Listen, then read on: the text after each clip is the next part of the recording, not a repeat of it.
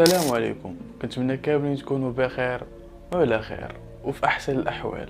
القضيه اللي جبت لكم اليوم شويه في شكل حيت كيفاش تدار ودخلوا عليهم والفكره الجهنميه اللي طاحت عليهم راه ما يمكنش. المهم اذا كنتي اول مره تشوفني خلي لي معك شي فولو، اما الا كنتي ديجا دايرها فما عليا الا نقول لك يلا نبداو القضيه ديالنا على بركه الله. 29 جونفي عام 2024 عندنا واحد العائله كتكون من 5 الاشخاص، الاب والام، ابن كبير في العمر ديالو 20 عام وطفلين الاكبر فيهم عنده 5 سنين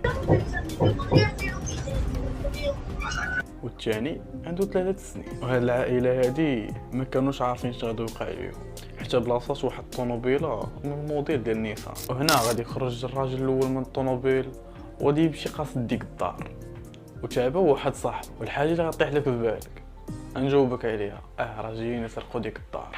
وفي هاد اللحظات هادي كانوا الاجواء داخل المنزل زوينه بحال جميع الاسر، كيضحكوا كيتمشاو وسط الدار كيهضروا. في هاد اللحظه الابن غيسمع الدقان وغيمشي يبغي يحل، وفي هاد اللحظه نيت كانوا دوك المجرمين غاديين في حالاتهم صافي قطعوا لياس قالوا